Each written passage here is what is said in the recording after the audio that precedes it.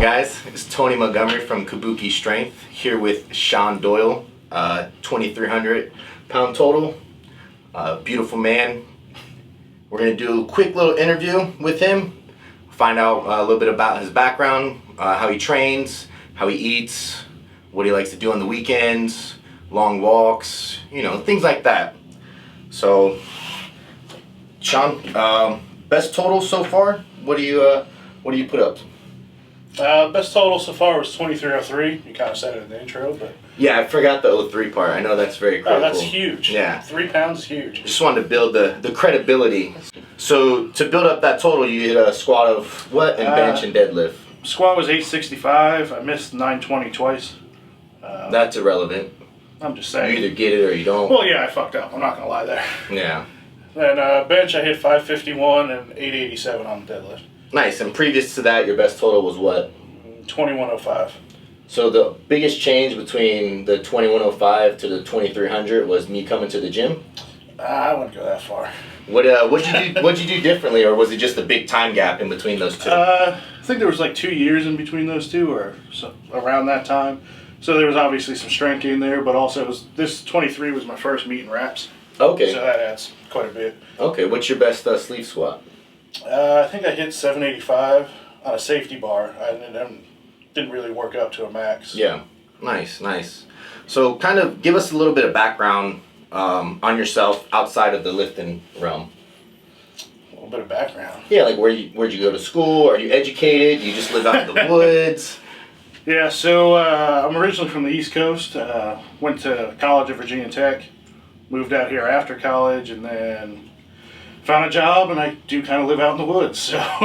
So an educated man lives out in the woods. No cable, no internet. No cable, no internet, no phone service at my house at all. So what do you do in your free time? I sleep a lot. Okay. Train. That's about it, to be honest with you. I work a lot, so. And what do you do for work? I'm a mechanic for a pharmaceutical company. So all their production equipment, if shit goes wrong, I gotta fix it. Pharmaceutical company, you say? Yeah. Okay, interesting.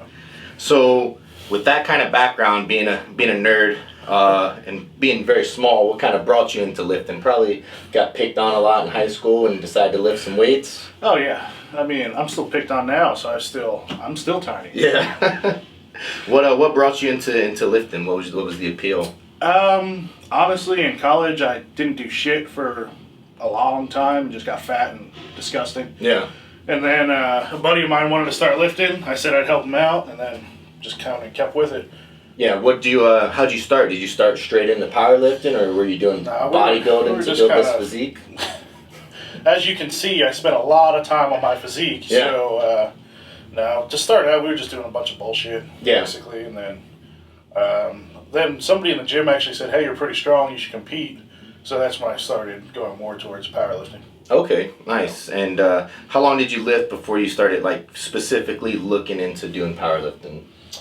I think I was just, like I said, we were just screwing around. I think that was only for like 3 months or so, and then I did a competition. So you're probably just always naturally pretty strong. I played football in high school, and okay. You know, I've been doing some kind of sport my whole life till I went to college. So. Okay. What position did you play in high school? I was guard on offense and defensive end. Oh, nice. Just the unathletic, huge white guy positions. Not the defensive end, the guard, yeah, absolutely. So you compete in both strongman and powerlifting. Do you feel like they build on each other, or do you feel like you have to focus on one at a time to specifically get good at it? I feel like you can do both pretty easily.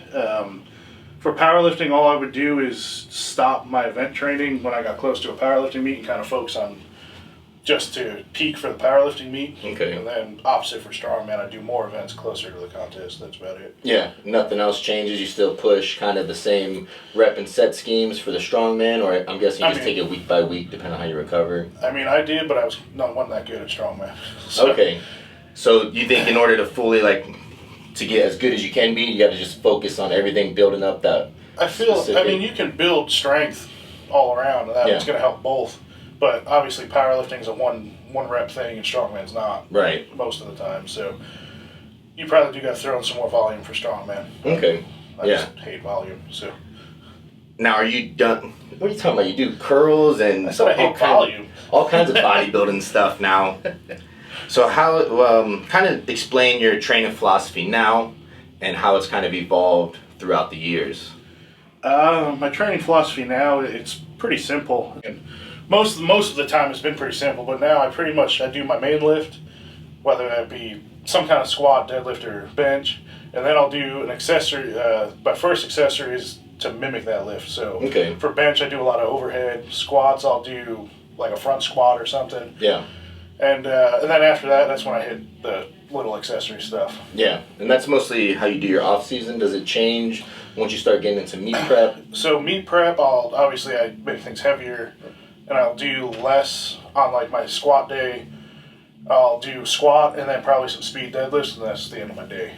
Yeah, and then the following week. The following week, I'll switch it, do a heavy deadlift, speed squats, or some kind of light squats. Yeah. And then I'll have my bench day, and then I'll only do a third day that'll have a bunch of accessory, both upper and lower body stuff. Okay, so one day specifically for squat and deadlift development, one day for bench, right. And then one full body day for accessories that you kind of miss throughout the week. And that's leading into a meet, and then during your off season, so to speak, you do 4 times a week of just kind of weak body parts and doing more volume.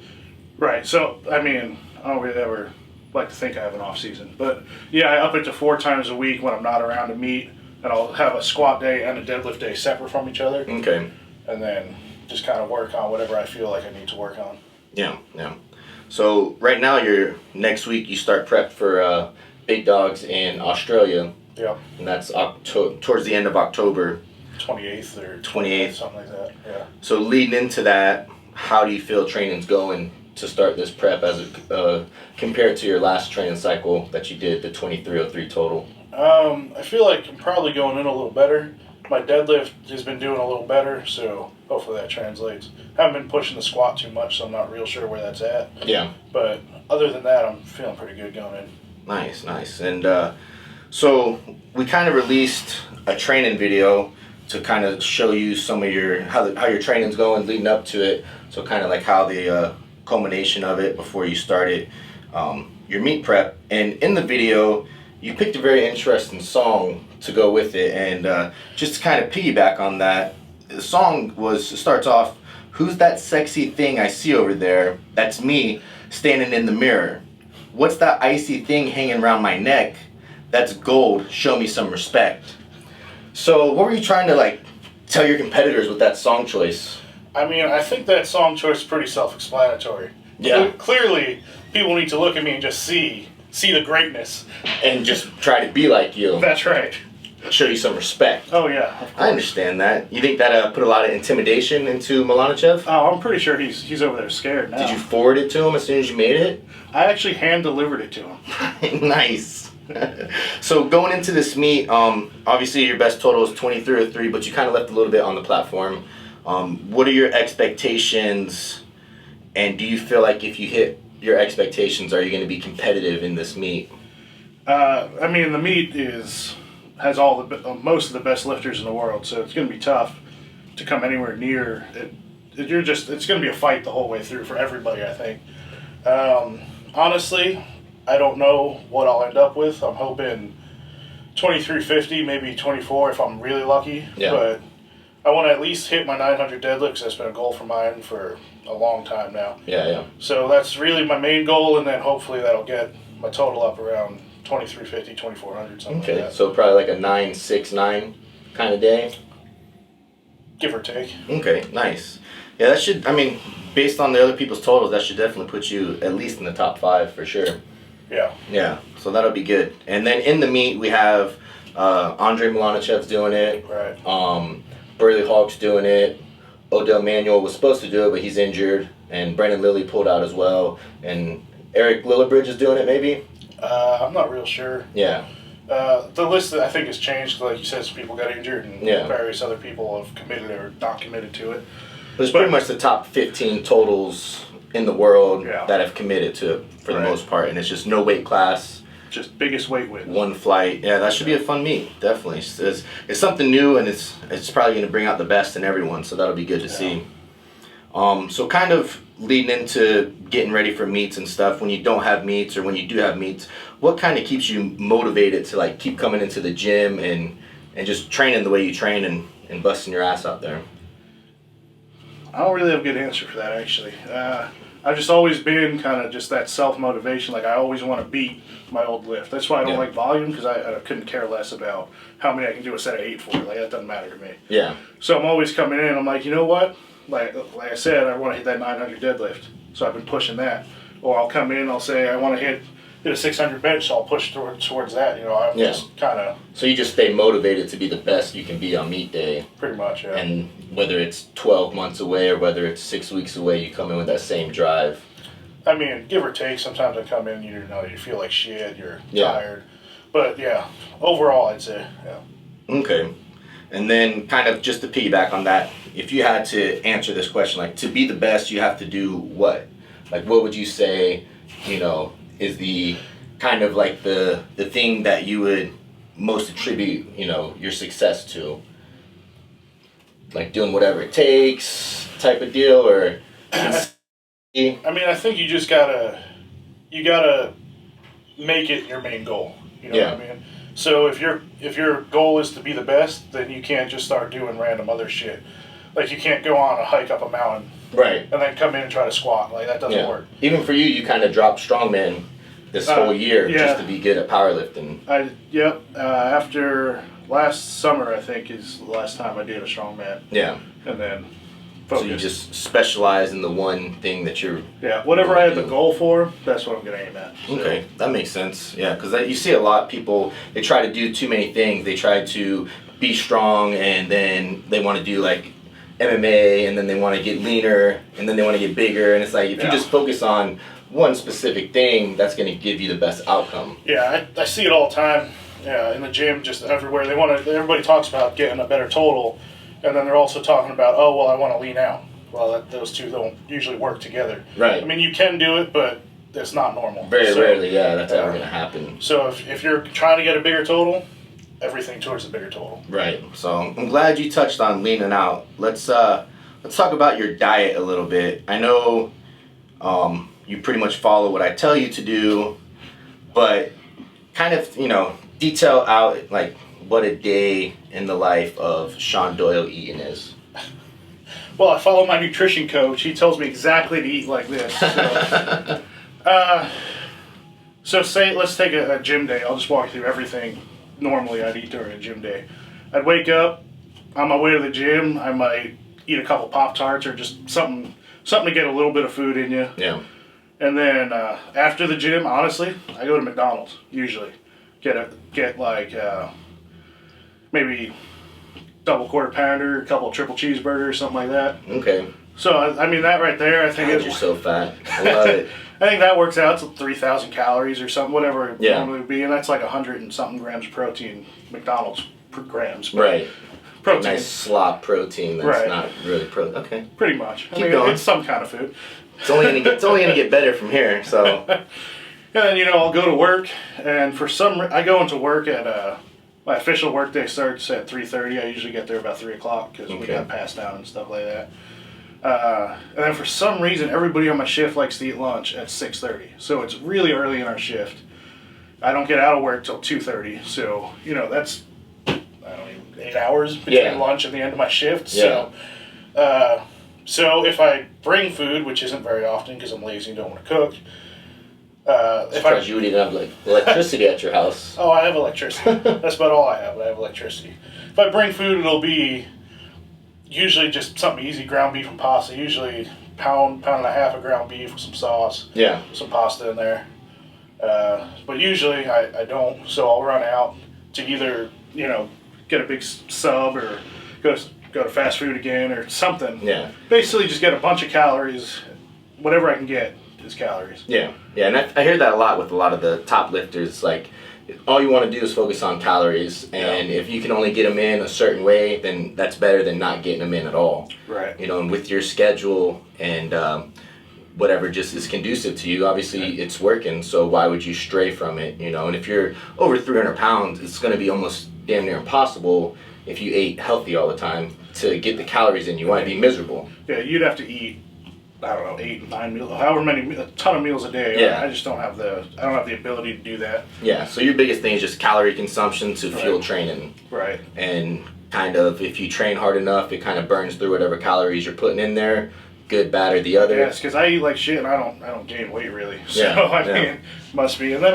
I'll have other stuff at my desk at work, so, I don't know, a big bag of trail mix, just something I could throw in as I'm walking past. Okay, yeah, that makes sense. Get home and then I'll eat whatever I can, whether it could just be a shake if that's all I have, or I don't know, some yogurt, something. Yeah. And then I'm straight to sleep pretty much. So. And it's the key factor would be like consistency, right? You don't miss meals even if they are these drive-through things. No, you right. eat when you're always supposed to eat. Right, you even sleep. so at work, since we eat early, like I said, I'm not hungry yet because I just ate a shitload of McDonald's. Yeah. But so I'll force myself to go and eat another meal that's about the same that I just ate before work. Yeah, So 3,000 calories, right, give or take, So already by my lunch at work, I'm up around 5, maybe almost 6,000 calories by the time. So yeah, not easy to do no. at all.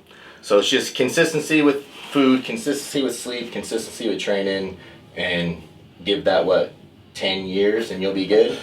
Yeah, I think my first powerlifting meet was 2008. And what was your total? Really it was like 1,200. I didn't know what I was doing, just went out there and gave it hell. But yeah, so over, what's that, 8 years? 8 years, yeah. You've added 1,100 pounds to your total just through consistency and just through staying at the it. gym, yeah. So that's a great piece of advice for people out there, just being consistent, putting in your time, and wherever you start from doesn't necessarily mean that you don't have a high ceiling to finish. Right. So outside of the gym, kind of what do you do for fun besides eat and sleep? A couple months ago I bought a house, so a lot of it's been dealing with, new house kind of crap. Yeah. I've been, honestly, I have 2 acres, so I've been clearing a bunch of crap out is what's been eating most. Besides that, I got a Jeep I work on, or off-road, stuff like that. Okay. Yeah. That makes sense. Nothing to kind of distract you from your main goals and what you enjoy in life, because obviously if you enjoy lifting, and you want to be the best at it, then why would you? A lot of people say like, oh, you got to have balance and you got to have all this other stuff, but if you're trying to be great at something, do you think like you need that balance, or should you just be solely focused on? I mean, the way I see it, if you're trying to be great, obviously you got to put everything towards it. But also, it's what I enjoy to do. So why would I want to do something else when this is what I want to do? Right. Yeah. This is your optimum amount of balance is the gym. A lot of people don't understand that. They think you gotta, do other stuff. Live a little is what they always say. And it's like, well, if you have the most fun at the gym and that's where you spend most of your time, then what else can you ask for? I mean, if you want to live a little, then go live a little. Just know that it's going to affect what you're doing here. Yeah. So. Yeah. And then, what's the best piece of advice you can give to a beginner lifter, besides the consistency thing? What do you think? I mean, it's not only beginner lifters; it's everybody. I think in my opinion, there's a lot of people that'll go straight to getting somebody writing the program for them. Yeah. To try and hit that, which isn't necessarily a bad thing. But I feel like you don't learn. You can't crap on my profession here. That's how I make a living, and you're gonna tell people not to hire me. No, I'm not saying you can't go. Well, I don't use somebody to write my program, but I feel like you don't learn how to lift for yourself. You don't learn how to feel like what your body feels like to determine if, hey, maybe I shouldn't push it today. I'm hurt, or maybe I should push harder because I feel pretty good. Yeah. You don't learn that kind of stuff if you're always following a written out program. Right. No, I agree. I think a lot of the best lifters, they kind of do their own thing, and then they reach out to other lifters for little bits of advice, but you don't really stray too far from what got you to where you're at. Right. I think it's just you need to learn a lot for yourself. Just time under the bar, time lifting. Yeah. That way you'll know what accessory works for you, what gives you the biggest carryover, all that kind of stuff. Yeah. And when you say time lifting, would that be time lifting for sports specificity? So you would have to practice your squat, bench, and deadlift, or do you think they should have like a lot of variations in there as well? Obviously you need to I always hit the main lift. Yeah. And if I change it, it's usually not a big change. It'll be like, maybe I'll do a block pull or something. Like I won't do a big change. So you really got to hammer down that lift. Yeah. Because, I mean, that's what you do in competition. Just to get the technique down. And that's like, every sport you're going to do what you're going to do in the sport. Right. So that makes sense. So then, last question here is: when you're done competing, what would you want your legacy to be? Like, what would you want to be remembered for? You know, having the all-time best total. I mean, that's what I'm aiming for. Yeah. Obviously, I give all the credit in the world to the guys who are above me. I don't know how they're freaks, but obviously I'm always going to aim for that, be the best. There's no reason to aim for really anything else. So. Okay. Yeah, that makes sense. I mean, that's what drives people to be the best. That's what they are. You know, you can't think like, oh, I just want a 2,400 pound total. Then you'll probably fight your whole career just to get that. But if you're like, oh, I want a 2,550 or whatever, right, then it's like you're gonna blow past 2,400 and you shoot for the other stuff. I mean, I have little goals in between, but obviously the main goal is always just keep aiming higher and higher. So yeah. Then just to kind of piggyback off of that, like legacy wise, who do you look up to the most in training? Maybe not right now, but in the past, or I mean, I see you more like looking up to a guy like Bill Kazmaier type of guy, or honestly, when I went to strongman, he was the guy I was looking at. You know, from what I could tell, he just went after it. Like it was all in his mindset. He just always turned it up and gave it everything he had. Trained like a maniac too. Yeah. Well, awesome, man. Thanks for your time. I appreciate it, and you guys can follow Shawn's training on the Kabuki Strength Instagram, and then he'll also post on kabukistrength.com his training logs, and just make sure you follow him for his meet October 28th to the 30th, right around there in Australia. Thanks for your time, guys.